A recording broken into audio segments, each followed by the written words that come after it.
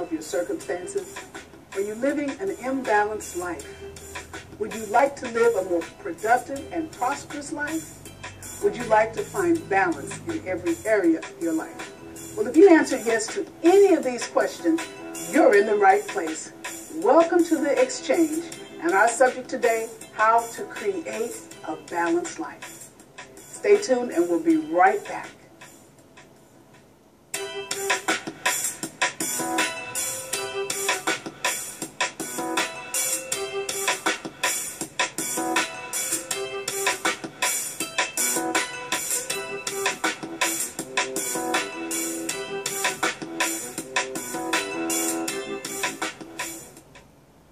Hi, this is Dr. Jacquie Hadnot, and we're here to help you create a balanced life by doing one important thing, creating a better you. And to help you create a better you is award-winning author, poet, teacher, evangelist, Toneal Jackson. Welcome to the show. Thank you so much for having me, Jackie. It is so great to have you here and talk about the subject that you have written a book about. And we're going to jump right into the subject matter of creating a better you. Let's talk about, in your book you say, have you been a victim of adversity or circumstances? When a person is a victim, that means that they're being held in bondage by adversity, trials, tribulations, sickness. When you're life coaching, and as a life coach, how do you help individuals that are walking in a state of victimization? Well, first of all, the individual will have to identify, like we always say, the first thing is to admit that you have a problem. So the first thing is for the person to understand that, yes, I am a victim. And to find out that they're a victim is whether or not are you living depressed? Are you, staying in the house all the time? Have you just given up on thinking that there is a better way of living? And if it is, then there's help for you. And so I think all of us at some point in time have been victimized by various adversities, whether it is misfortune, whether it's death, whether it's unemployment. There's something that's in our life that has gotten us down, gotten us depressed, or feeling like giving up. And so as a life coach, what I encourage the person to do is to first identify what that thing is that has them victimized, and then I help them find steps to overcome that obstacle. What made you decide to become a life coach? You know what? I think it was by default, actually, because in my life, I generally help people. That's just what I do. And so many other people are saying, you should be a life coach, because they're always asking for advice. They're always asking for tips, and I'm always giving it to them. So I say, well, why not take it to a larger scale and help people at large? It's true, because so many people are living defeated lives. And so many people don't always run to the church for answers. They don't have the finances to go to psychologists or psychiatrists, but they can't afford a life coach. So they come to you, and let's say it's me. I'm coming to you, my life is all out of whack, I'm out of balance, I don't know which way is up, and I say to you, Toneal, help me create balance. What would be the first area of my life you would address?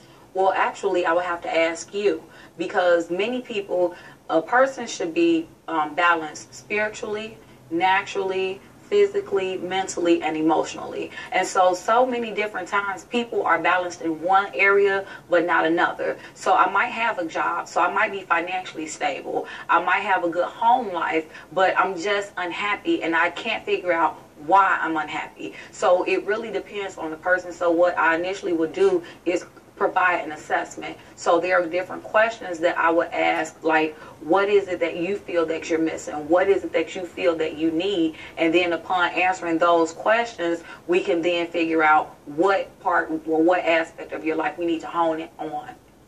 What about my aspects of stress? I'm in your office, you're counseling me, but you notice that I'm always stressed out. How would you address the stress that I'm under?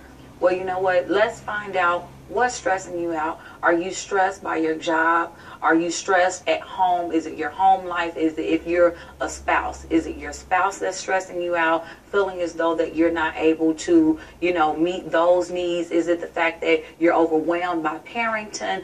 parenting, because a lot of times, especially if you have a lot of children, it can become overwhelming, and that can provide stress as well. So depending on what you answer, it will help us to come up with some questions that would provide more help for you. Wonderful. You have 4 kids. Yes, yeah, oh yes, I have 4 4 girls that I gave birth to. Yes, ma'am. So you are an authority on having multiple children. Yes, yes. yes. And in your bio it says that you're the queen of multitasking. Yes, ma'am. So with 4 kids, you're able to multitask. Mm-hmm. So let's say you have a young lady that's got 4 kids and she's under stress and she's out of balance. How would you help her to relieve the stress? What advice would you give her? Well, you know what I would tell her is have a support system in place, because I know for me, having my husband there, and a lot of people have different support systems. Some people have parents, some people have grandparents, some people have church, some people have friends, but just don't feel like you have to be Superwoman. And that was something that I had to overcome, that thinking, because I thought that since these were all my kids, then it was all my responsibilities. Exactly. I gotta do it all. Exactly. I have to do it all, because who else is going to be there to do it? And so when I realized that, you know what, it's not worsening yourself to ask for help, that you're still strong even when you realize that this is a point of weakness. That's actually strength, to realize when you need help. And so the first thing that I would tell the young lady is, let's figure out who it is that can provide help, because she may not need full-time help. She just may need the times when she's about to pull out her hair. So can I drop off my children 5 minutes, 2 hours, whatever, just to get back on track. Some of that downtime. Exactly. Because some of the worst cases of abuse have happened when mothers or fathers have become stressed out at the end of their rope. The kid comes in, he's screaming, he's yelling, he pulls the pot off the stove, and then, because it's happened. Yeah, it happens a lot. I'm laughing, but it's a serious issue, because people become overwhelmed, and when they become overwhelmed, this is where you get shaking child syndrome. This is where you get abuse, because parents will hit their children just because they're so stressed out or frustrated. That's right. And that stress, that frustration, leads to the children being injured, may lead to the children being taken out of the home. I mean, some kids have been killed. Like you said, the shaken child syndrome. We've had so many cases here in Kansas City with parents, women leaving their children with boyfriends who became stressed out or whatever happened, and the children end up dead. Yes. And it's so sad, because all it takes is a moment to just step back from the situation and realize this is a little child. That's right. He or she has no control over. Kids only know one thing: take care of my needs. That's right. That's it. Right. They're, from the day they're born, they can be selfish, but not maliciously so. That's right. All they know is, I need someone to help me. That's right. And as the parent, it's your job to help them. But what you have to understand is that you may not always have to be the one to provide the help. There are other individuals that are capable of providing that help. And so as a life coach, that's what I would do, is help to encourage you to get help and not feel like that you're wrong or you're a bad parent if you seek that outside assistance. That's right. There's nothing wrong with asking for help, because the imbalance comes when you don't ask for help and you're trying to be Superwoman. Exactly. You're trying to handle the house and the job and the kids, and if you have a husband, you're trying to handle all of these things that sometimes just come crashing in. And that imbalance itself will lead to depression. Yes. It will lead to sometimes suicide. Sometimes it leads to homicide, because we're not addressing the root of the problem. That's right. We just deal with the surface. Oh, let me put the kids to bed for a while. Okay, those kids are going to wake up, and you're still going to have the same problems. So as a life coach, I'm dealing with all of these issues, and I've got this imbalance in my life. And I'm telling you, I'm thinking about suicide. What are you going to say to me? Don't answer that. We're going to take a break, and we'll be right back with more of the exchange and creating a balance in your life by creating a better you. Stay tuned.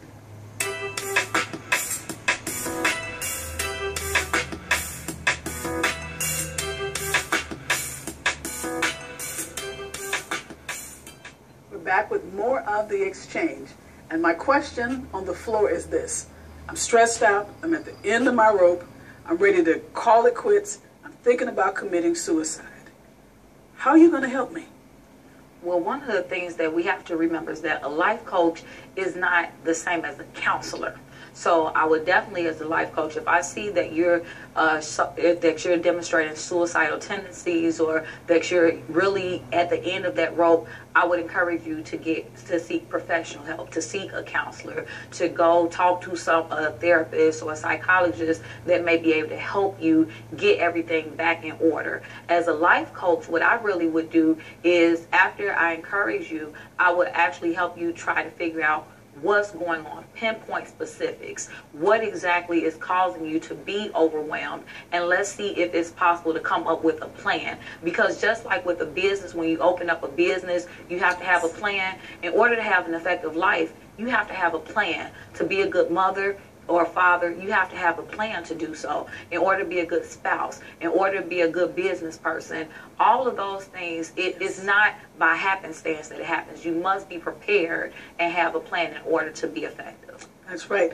And in having this plan, whether it be 1 step, 2 step, 3 steps, whatever it is, a plan is a plan. Mm-hmm. And that plan gives you a roadmap on how to govern those misguided areas, those dark and gray and shady areas. Mm-hmm. That plan will, you go back to the plan and say, okay, well, my kids are acting, what should I do now? That's right. The plan says I need to put them to bed and I need to just maybe go soak in a Calgon moment or something. Exactly. Calgon, take me away. Take me away. Something needs to be addressed that the cycle keeps repeating. Mm-hmm. Because we have some people that are repeat victims. Yes. And if a repeat victim keeps repeating the cycle, somehow that victimization is going to spill over. Mm-hmm. So how are you going to help me? What would you say to me? And I'm repeating my cycle year after year after year.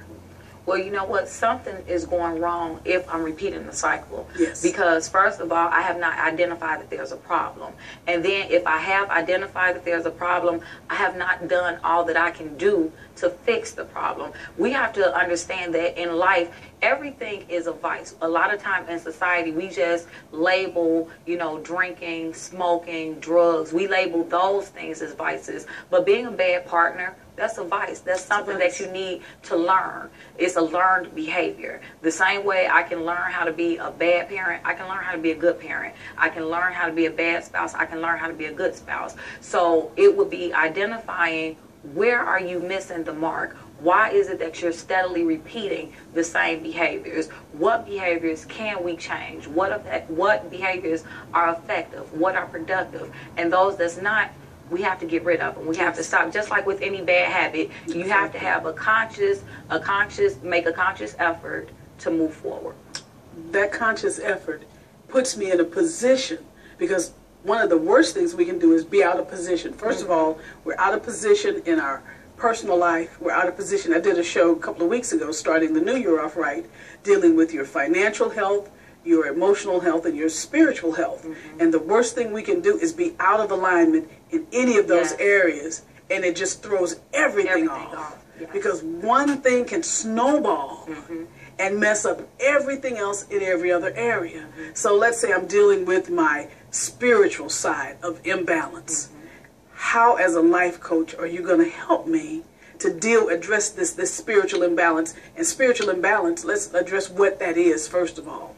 Well, you know what? That's where my being an evangelist helps, because you have to, first of all, realize where people are coming short. Many times people don't recognize the need for that higher power. They don't recognize the need for a relationship with something better, bigger than yourself. Absolutely. And because I believe in God, then everything that I do is going to reflect the fact that I believe in God. The lifestyle that I advise for you is going to be a reflection of that. And so if you're not going to church, then that's going to be something that I'm definitely going to recommend. If you are going to church, what are you accomplishing when you're going? Are you just spectating, or are you going to try to better yourself? So it's always about becoming better. Yes. And that in becoming better, that means you have to build a relationship. Yes. And it's not we're not looking at religion. We're not talking about what denomination you're attending. Exactly. Because that can keep you from building the relationship.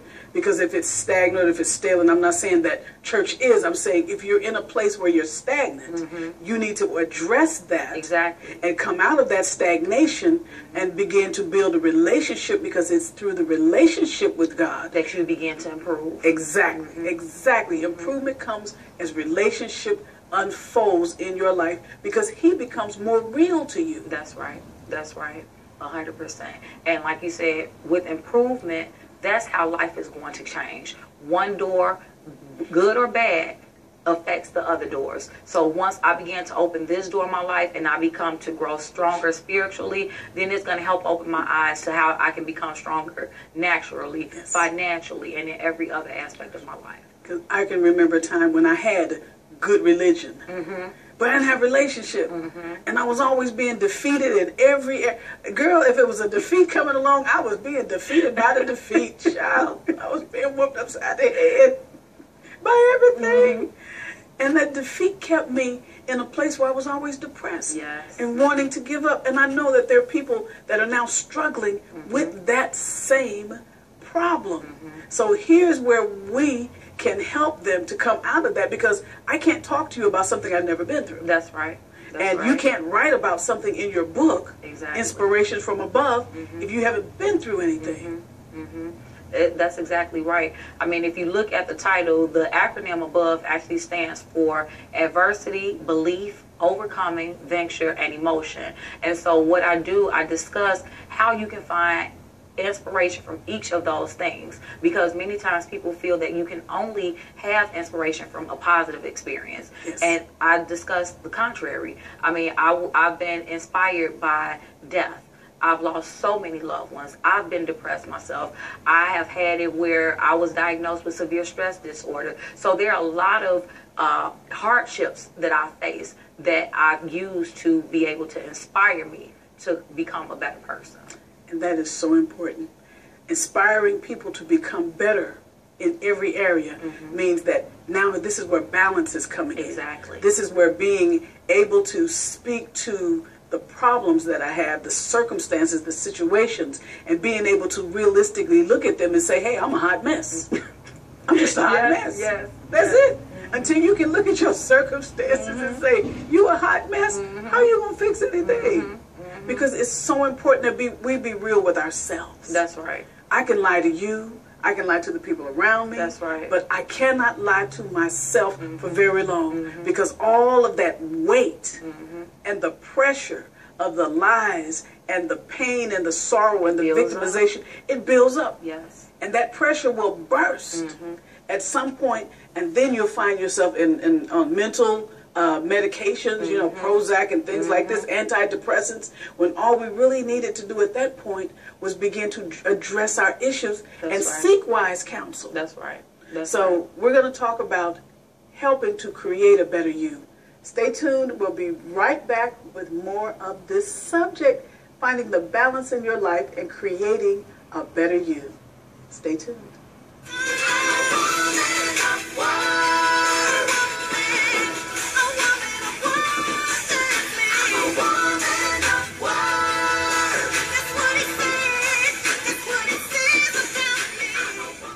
Time to create that to-do list. The to-do list for this one purpose, to create a better you. So let's talk about Toneal's to-do list. I need to create a better me. You're going to help me create a better me, because I'm a hot mess, remember? Yeah, you're a hot mess. I'm a hot mess.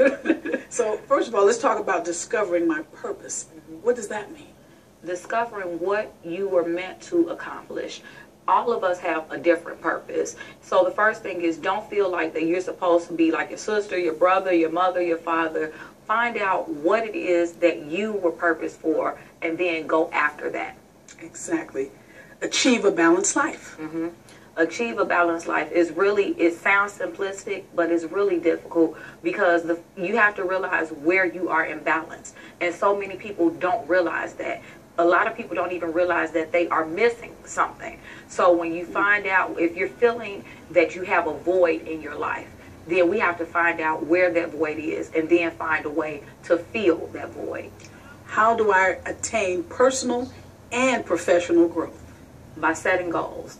You have to be able to set goals. In order to attain something, that means that there has to be something worth attaining. And in order to know that, you have to sit down and decide, what is it that I want to achieve on a personal side? What is it that I want to achieve professionally? And so we work together to accomplish those goals and get you growing. Absolutely.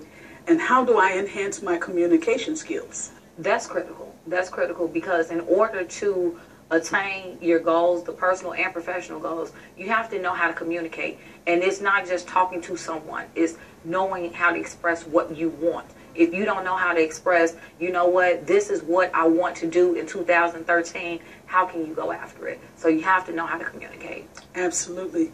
Increase levels of confidence and self-awareness. Now, that's a big one. Oh yeah, definitely. Because you know what, once you increase your self-awareness, you know more about yourself, you know the things that you like, that you don't like, that you need, that you don't need, then that's going to help you on the road to everything that we're talking about, to attaining those personal and professional goals, to achieving that balanced life, to discovering that purpose. It comes with knowing who you are and what it is that you want. If I don't know who I am, I won't know how to get to where I'm going. Exactly. So talk about that for a moment. Well, if you don't know who you are, then how can you know where you need to go? If I don't know that I'm purposed to be a life coach, then how can I help somebody if I don't know that my purpose is to help? So the first thing is, let's figure out who I am, what I'm supposed to do.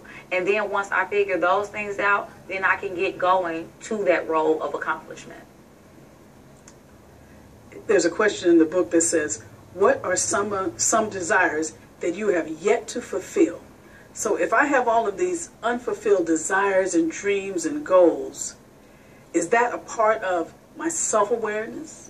I think so. I think so, yes. Because you have to realize that, you know what, even though I may have accomplished all these things, there are still some things that I have yet to achieve. There are still some goals that I have. There are some things I want to do, whether those things are traveling. You may want to take on a new career. You might want to have another child. But it is knowing yourself to know what it is that you still would like to do.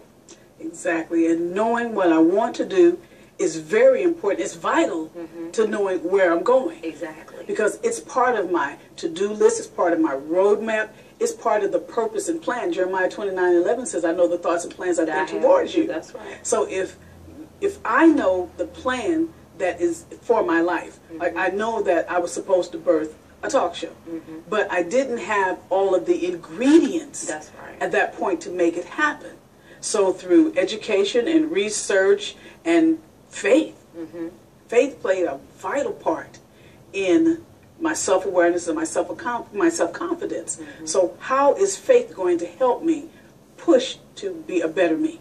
You know what? I think what you said is key, is knowing what you were purposed to do. The Bible says that we can do all things through Christ. And so you have to be able to believe that, because there are going to be times when issues happen, things surface, and if you don't believe that you can do all things despite those things, you're going to give up. So once hardship hits, if you don't keep believing that you are purpose, like you said, you believe that you were birthed to have this TV show, if you would have given up because you experienced a hardship, you never would have walked into this purpose. In the book you wrote a question that asks about, are we strengthened? And I'm paraphrasing, but if I have the strength to believe in myself, and I have the strength to believe in the destiny that's before me, I'll push it forward. That's right. And it's so vital that I have that strength to believe not only in myself, but believe in God, and believe that the purpose and plan set for me will be accomplished. So if I believe the inspiration from above, if I believe in what God is saying, I'm going to walk it out. That's right. That's right. And I mean, I couldn't say it any better myself.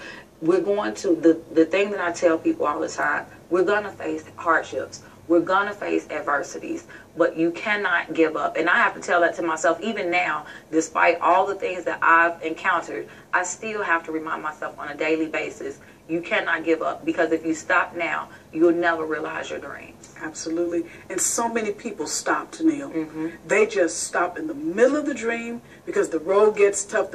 When the rubber meet the road, the old baby, see, I'm from old school. Yes. When the rubber meet the road, those that are rooted and grounded, they will press in. But those that are on a shaky foundation, they're going to walk away. They're going to fall. Because they're going to say, it got too hard. The road is too rough. I can't do this. I need something easier. If it was that easy, everybody would do it. That's right. Everybody would be doing it. And because it's not easy, we need to know that we can endure through the hardships. Yes. Like you said at the beginning of the book. Am I a victim of my adversity? No, I'm an overcomer of my adversity. That's right. And if I'm an overcomer of my adversity, guess what? I can walk it out.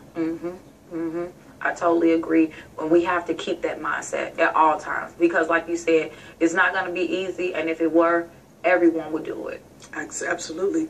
When you wrote your first book, did you believe that you were going to be 4 books in? Was it 4 books or 5 books? 5 books in. 5 books in. Did you think you were going to be 5 books in? No, not at all.